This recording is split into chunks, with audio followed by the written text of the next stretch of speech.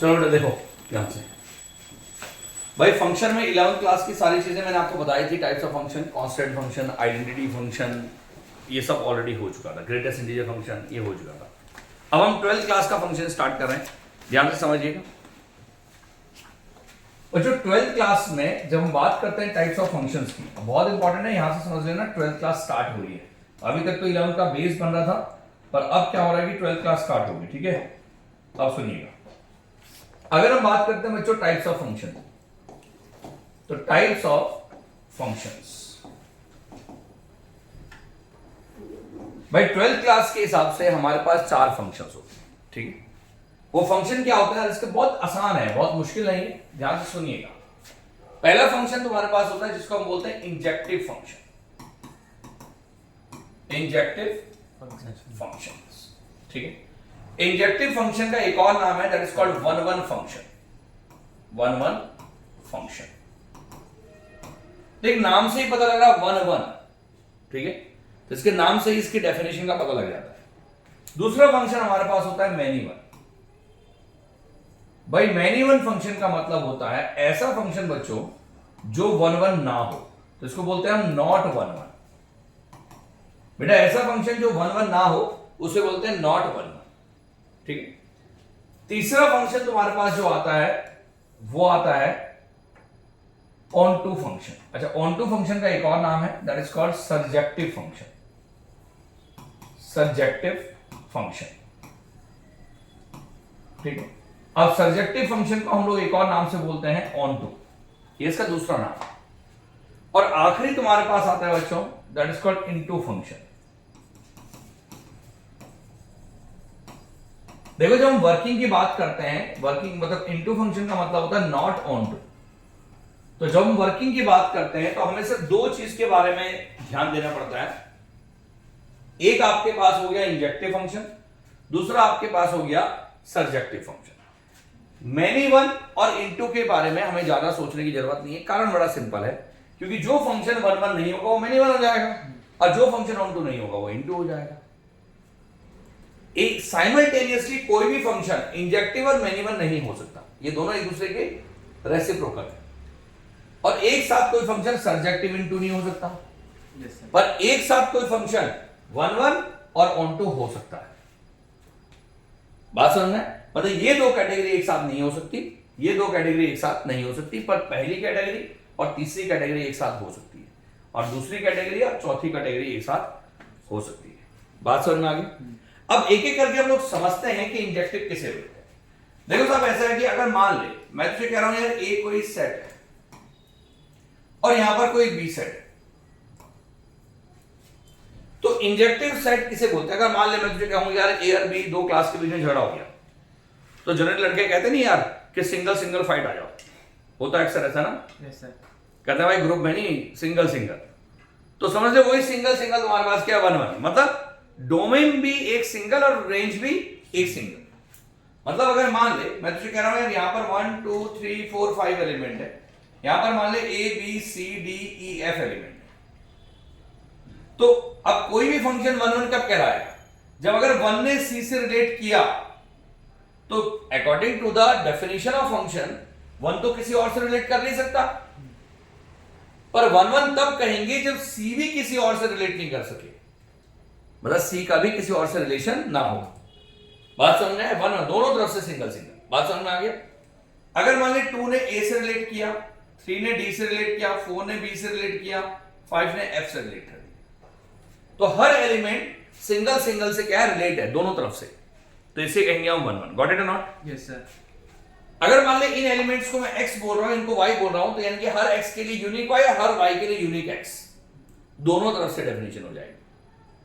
अब ये सोचिए कि कोई भी फंक्शन वन वन कब हो सकता है, f such that a tends to be, इधर समझना है ध्यान से, a tends to be is said to be one one, said to be one one if na should be less than equal to NB. सोचो ND का direct form question आता है ND में, सोचो वन वन कब होगा, जब ए के अंदर जितने एलिमेंट प्रेजेंट हैं उनकी संख्या बी के अंदर जितने एलिमेंट प्रेजेंट है उनकी संख्या से क्या होना चाहिए, कम या बराबर। सोचो अगर ये ज्यादा हो, ये अगर कम हो गए तो सब 1 1 बनेगा ही नहीं। बना के देखो। Yes sir. बात समझ में आया नहीं है? तो क्या जरूरी है, इनके काउंटिंग इसके काउंटिंग से कम या बराबर होना चाहिए। Is that clear? Yes sir. इसे क्या कहेंगे हम लोग, 1 1। अब दूसरा फंक्शन तेरे पास आता है मैनी वन। मैनी वन क्या बताया मैंने, विच इज नॉट 1 1। तो भाई इसका सिर्फ एग्जांपल दे रहा हूं, ज्यादा कुछ इसमें है नहीं भाई। अगर ये ए है, साहब ये बी है, तो अगर मान ले ए ये है, बी ये है, और यहां पर मान ले तेरे पास है 1 2 3 4 है, 5 है, यहां पर मान ले ए बी सी डी है, ये इधर आ गया, ये इससे रिलेट कर गया, ये इससे रिलेट कर गया, ये इससे रिलेट कर गया, ये इससे रिलेट कर गया। इस पे काउंटिंग से कोई लेना देना नहीं है, क्योंकि ये क्या है, मैनी वन और 1। सोचो, अरे बहुत सारों ने क्या किया, एक से रिलेट कर दिया, तो मैनी 1 आ गया समझ में। ठीक, अब तीसरा आता है तुम्हारे पास सर्जेक्टिव। तो सब सर्जेक्टिव किसे कहते हैं समझ भाई। F such that A tends to B is surjective। ये सर्जेक्टिव तब होगा if कोडोमेन बराबर रेंज। कोडोमेन किसके बराबर आना चाहिए भाई, रेंज के बराबर आना चाहिए। अगर कोडोमेन रेंज के बराबर है तो उसे सर्जेक्टिव कहेंगे, और अगर कोडोमेन रेंज के बराबर नहीं है तो वो सर्जेक्टिव नहीं है। सिंपल है लॉजिक। अब मान ले ये ए है, यहां पर मान ले बी है, इसके अंदर मान ले 1 2 3 4 5 एलिमेंट है, इसके अंदर मान ले A B C D element है। अगर मान ले 1 ने ए से रिलेट किया, 2 ने बी से रिलेट किया, 3 ने सी से, 4 ने सी से, और 5 ने डी से। तो सब कोडोमेन कितना है देखो गौर से, ए बी सी डी। भाई कोडोमेन और रेंज दोनों आपस में इस क्वेश्चन में बराबर है कि नहीं है, इस एग्जांपल में ए बी सी डी। तो इसका मतलब जब कोडोमेन रेंज के बराबर हो जाए तो इसका मतलब क्या हो गया बच्चों, वो क्या है आपका सर्जेक्टिव फंक्शन है, यानी कि उसको ऑनटू फंक्शन भी बोलते हैं। इसमें एक विशेष ध्यान रखना, ऑनटू के केस में एन ए की संख्या एन बी से बड़ी या बराबर होनी चाहिए, यानी कि N A should be greater than equal to N B. भैया अगर ये कम हो गए तो साहब ऑनटू नहीं हो सकता, ट्राई करके देख लो इस क्वेश्चन में। Yes sir.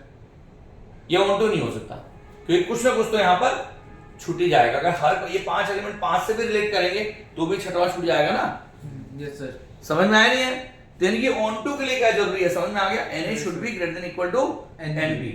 Very important concept, ये जो N A greater than equal to N B है, ये डायरेक्टली पूछा जाता है एनडीए में। अब इनटू फंक्शन, तो भैया देखो इनटू का मतलब क्या होता है, which is not onto. तो अगर ऑन टू नहीं होगा तो मतलब क्या हो गया, ये ए है भाई, ये बी है। अब यहां पर मान ले 1 2 3 4 है, यहां पर मान ले ए बी सी डी ई है।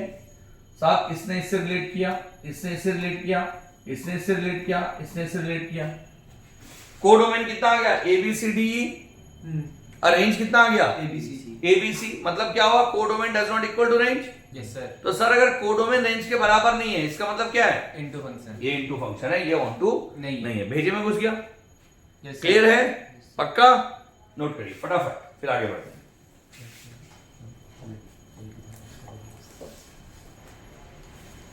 देखो एक बार दोबारा समझाया था तुम्हें। इंजेक्टिव का मतलब हो गया कि अगर मान ले हर एलिमेंट एक सिंगल से रिलेट करे दोनों तरफ से, तो अगर दोनों तरफ से हर एलिमेंट अगर सिंगल से रिलेट कर रहा है तो उसको बोलते हैं 1 1 फंक्शन। ठीक है, आगे भाई।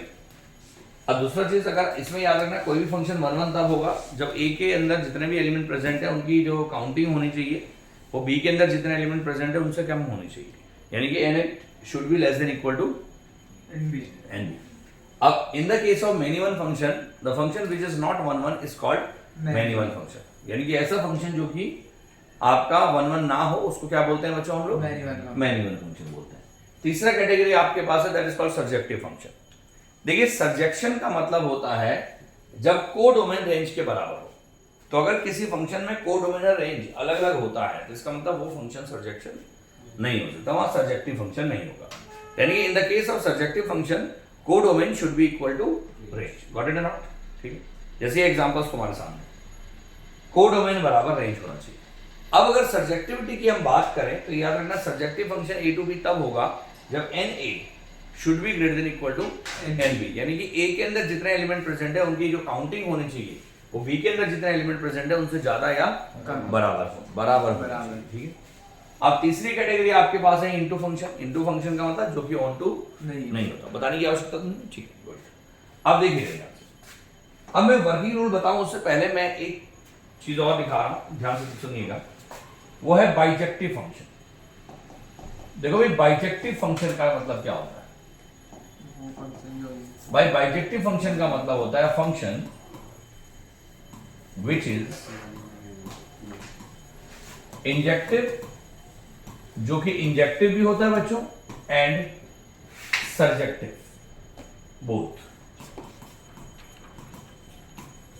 मतलब ऐसा फंक्शन बच्चों जो इंजेक्टिव भी हो और सर्जेक्टिव भी हो उसको बाइजेक्टिव कहते हैं। आगे इसका दूसरा नाम क्या है बाइजेक्टिव का? 1 1 ऑन 2। क्या बोलते हैं इसको? 1 1 ऑन 2, 1 1 और ऑन 2। बात समझ में आया? 1 1 ऑन 2 भी बोलते हैं इसको। तो 1 1 ऑन 2 मतलब जो 1 1 भी हो और ऑन 2 भी हो। अब याद रखना बाइजेक्टिव के केस में क्या होता है बच्चों? NA should be is equal to NB होना चाहिए। अगर NA NB के बराबर है तो ही बाइजेक्टिव पॉसिबल है, अदरवाइज बाइजेक्टिव पॉसिबल नहीं है। मतलब A के अंदर जितने एलिमेंट प्रेजेंट है और B के अंदर जितने एलिमेंट प्रेजेंट, दोनों की संख्या क्या होनी चाहिए? बराबर होनी चाहिए। वाइस वर्सा नहीं है, याद रखना। मतलब अगर बाइजेक्टिव होगा तो ये होगा, पर अगर NA NB के बराबर तो कोई जरूरी नहीं कि वो बाइजेक्टिव हो। बात समझ में? ये नहीं कि तुम सोचो कि ये बराबर तो भैया बाइजेक्टिव होगा, ऐसा नहीं है। बाइजेक्शन के लिए जरूरी है। आगे सर, बाइजेक्टिव को आगे चल के हम इन्वर्टिबल भी बोलेंगे। यानी कोई भी फंक्शन बाइजेक्टिव तब होता है जब वो इन्वर्टिबल होता है। मतलब इन्वर्टिबल के लिए कोई भी फंक्शन इन्वर्टिबल तब होगा जब वो बाइजेक्टिव होगा। इसको मैं बाद में पढ़ाऊंगा आपको। ठीक है, अभी मैं सिर्फ ये पढ़ा रहा हूं आपको बाइजेक्टिव क्या होता है। आगे सर, ठीक। अब सुनिएगा ध्यान से। अब बाइजेक्टिव के आगे हम लोग ये सोचेंगे बच्चों कि किसी भी फंक्शन को 1 1 कैसे प्रूव करना है, उसका वर्किंग रूल क्या है। बहुत आसान वर्किंग रूल है, अगर आप थोड़ा समझे। देखिए भाई, पहला आपके पास है working rule for injectivity of function. Injectivity of function मतलब किसी भी फंक्शन की बच्चों अगर इंजेक्टिविटी को मुझे चेक करना है तो उसके लिए क्या वर्किंग रूल है। ठीक है, अब सुनिए स्टेप 1। भाई पहला काम आपने क्या करना है, सुनिए। कोई भी फंक्शन क्या y बराबर fx है। फंक्शन कुछ भी हो सकता है, y बराबर fx। आपने पहला स्टेप क्या करना है बच्चों कि take x1 and x2 two arbitrary elements in domain. भाई डोमेन में आपने क्या करना है बच्चों? 2 आर्बिट्री एलिमेंट लेने हैं, x1 और x2। अब क्यों लेने देख समझ, बड़ा सिंपल है भाई। ये आपके पास आ गया, आपने a टू b कोई फंक्शन, आपने उसमें x1 x2 2 आर्बिट्री एलिमेंट ले लिए। आर्बिट्री मतलब होता है होते वो कांस्टेंट है, उनकी वैल्यू हमें नहीं पता हो।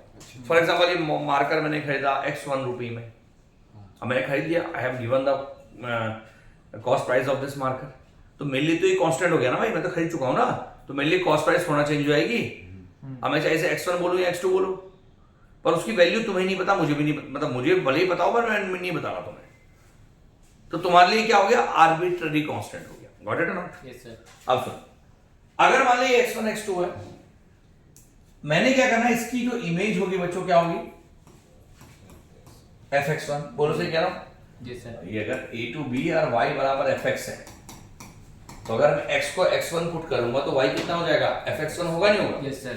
तो मैंने पहला केस तो क्या करना है, 2 आर्बिट्री एलिमेंट लेने हैं x1 x2, और दूसरा केस हमने क्या करना है बच्चों? fx1 को fx2 पुट करना है, यानी कि दोनों की इमेज को बराबर कर दिया। मतलब क्या हुआ? fx1 ही हो गया, और इन दोनों को बराबर करने का मतलब fx2। तो मतलब एरो डायग्राम के हिसाब से सोचो तो ये हो जाएगा। Yes sir. तो अगर मैं इस डायग्राम को गौर से देखूं तो क्या ये 1 1 का डायग्राम है? No sir. अरे ये तो मैनी 1 है ना, ये तो मैनी 1 है। तो सुनिए ध्यान से, अब यहां कंक्लूजन में जा रहा हूं। अगर fx1 को fx2 पुट करने से x1 x2 के बराबर आ जाए, इंप्लाइज x1 बराबर x2 for all x1 x2 belongs to domain. ये लिखना मत भूलना, मतलब फॉर ऑल x1 x2। तो हमेशा कोई भी दो हमने एलिमेंट मान लिया x1 x2, तो उन दोनों के लिए अगर मैंने इमेज को बराबर रखा तो वो दोनों भी तो अगर ये दोनों बराबर आ गए तो मेरा डायग्राम कैसे बन जाएगा? सोच, ये ए हो गया, बी हो गया, इसके पीछे एफ चल रहा है, ये x1 है और यही x2 है, और डायग्राम ये हो गया fx1 fx2। मतलब ये हुआ कि दो की एक इमेज नहीं है साहब, एक की एक ही इमेज है। बात समझ में आया? Yes sir. क्लियर है यहां तक? तो 1 1 हो जाएगा प्रूफ। बात समझ में आया? ये कंक्लूजन हुआ। तो पर अगर देन fx इज 1 बोलो, आगे नहीं आया, 1 1 बोले या इंजेक्टिव बोले। पर अगर मैंने fx1 को fx2 रखा और उससे x1 मतलब implies x1 does not equal to x2 आया, for all x1 x2 belongs to domain. या आप उसको ऐसे लिख सकते हैं, आप इसको ऐसे लिख दो, डज नॉट इंप्लाइज, बजाय इसको ऐसे लिखने की क्या लिखो, डज नॉट इंप्लाइज। बात समझ में आया भाई? डज नॉट इंप्लाइज का मतलब इससे x1 बराबर x2 हमेशा नहीं आ रहा है। नहीं आ रहा। तो उस केस में हम क्या कहेंगे? ये फंक्शन 1 1 नहीं है। बड़ा सिंपल लॉजिक है, क्योंकि उस केस में क्या हो जाएगा, x1 x2 अलग अलग हो जाएगा, ऐसा डायग्राम हो जाएगा ना, तो इसका मतलब 1 1 नहीं है। Is that clear? Yes sir. यानी कि ये वाला डायग्राम अगर x1 x2 के बराबर आता है तो हम क्या कहेंगे? नॉट 1 1 बोलो, और अगर नॉट 1 1 वही मैनी 1, और ऐसे केस में क्या आ जाएगा? 1 1 1 बीजे में घुस गया। Yes sir. क्लियर? तो ये आपका कोई फंक्शन 1 1 है या नहीं है, उसका ये वर्किंग रूल है। बोलो, any confusion? No sir. Example एक दे दें, देख लेते हैं। थोड़ा इसको छोटा कर लेता हूं, ठीक है, इसकी जरूरत नहीं होगी।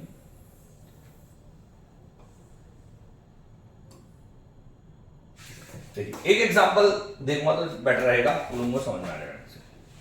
अब एग्जांपल है, मैंने कहा चेक द इंजेक्टिविटी। इंजेक्टिविटी का मतलब इसके 1 1 चेक करना है, ठीक है? इंजेक्टिविटी एंड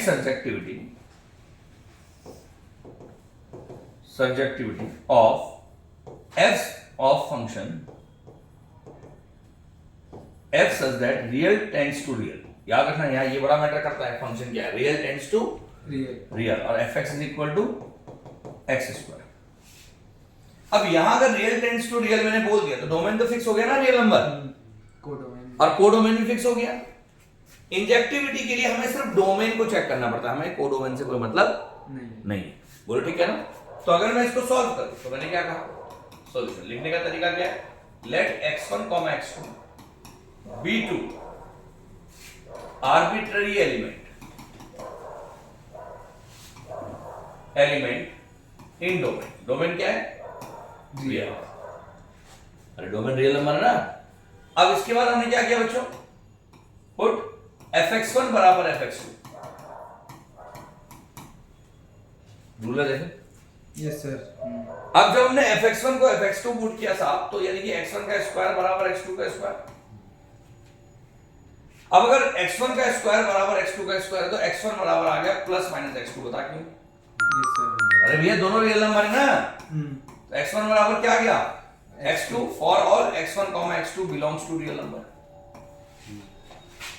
अगर यही क्वेश्चन रियल टू रियल ना हो करके real positive tends to real होता तो फिर यहां सिर्फ प्लस आता, तब वो इंजेक्टिव हो जाता। पर क्योंकि यहां रियल तो नेगेटिव भी होता है, तो ये बड़ा समझना पड़ेगा कि डोमेन है क्या। अगर ये क्वेश्चन नेचुरल टू नेचुरल भी होता तो भी ये 1 1 होता, क्योंकि उस केस में भी नेगेटिव नहीं आता। तो हम क्या कहेंगे? For all this. समझ में आया नहीं है? तो यानी कि जब मैंने fx1 को fx2 रखा तो गिव्स x1 बराबर, sorry x1 does not implies x1 बराबर x2 for all x1 x2 belongs to real number. तो so R is not injected. आया या 1 भेजे में घुस गया। ये वर्किंग रूल क्या, बड़ा सिंपल तो है। Yes sir. जो भी फंक्शन आपको दे रखा है आपने क्या करना है, फंक्शन ये x1 x2 दो आर्बिट्री एलिमेंट मानने, उसकी इमेजेस को बराबर रखना है fx1 को fx2 के बराबर, उसको सॉल्व करके अगर x1 x2 के बराबर निकला तो 1 1 है, और अगर x1 x2 के बराबर नहीं निकला, कुछ और निकल गया, प्लस माइनस में निकल गया, तो सब 1 1 नहीं। 1 1 भेजे में घुस गया। Yes, और sir. कारण मैंने तुम्हें बता दिया ऐसा क्यों होता है, ये डायग्राम से क्लियर है, यहाँ तक समझ में आ गया, नोट करिए फिर आगे बढ़ते हैं। अब देखो भाई, तो ये तुम्हें आ गया भी समझ में, बाइसेक्शन फंक्शन क्या होता है मैंने ऑलरेडी तुम्हें बता दिया, वर्किंग रूल सिखा दिया कि इंजेक्टिविटी का क्या होता है, एक क्वेश्चन भी उसको इस पर आ गया। अब आते हैं हम लोग वर्किंग रूल ऑफ सर्जेक्टिविटी, ठीक है। अच्छा याद रखना, इंजेक्टिविटी हो या सर्जेक्ट, दोनों केस में एक बात विशेष ध्यान रखनी है कि जो रिलेशन जो भी चल रहा है, जो फंक्शन चल रहा है उसका, ये तो हमने इंजेक्टिविटी और सब्जेक्टिविटी दोनों पूछी है, अभी सब्जेक्टिविटी इसके बाद बता रहा हूं, पर आपने विशेष ध्यान क्या रखना है कि जो भी आपका फंक्शन चल रहा है, ठीक है, इसको आप एक काम करते हैं कि इसको सब्जेक्टिविटी यहां से हटा देते हैं, क्योंकि अभी मैंने सिर्फ इंजेक्टिविटी कराया था, सब्जेक्टिविटी को हटाया था, ठीक है, इंजेक्टिविटी ऑफ द फंक्शन, ठीक है, गॉट इट, ऑफ फंक्शन। इसमें बड़ा विशेष ध्यान देना है कि डोमेन क्या है, कोड डोमेन क्या है, रेंज तो आप निकालते हैं, ठीक है सर। अब सुनिए, अब बात करते हैं हम लोग सब्जेक्टिविटी की, वर्किंग रूल की। तो सुनिए भाई, अगला तेरे पास है working rule for surjection of function, surjection of function of fx, ठीक है, fx का सर्जेक्शन के लिए वर्किंग रूल बहुत आसान है, सुनिएगा ध्यान से, और क्यों है ये भी बता रहा। सबसे पहले स्टेप आपने क्या करना है, स्टेप 1 आपने क्या करना है बच्चों, take y as in y is an arbitrary element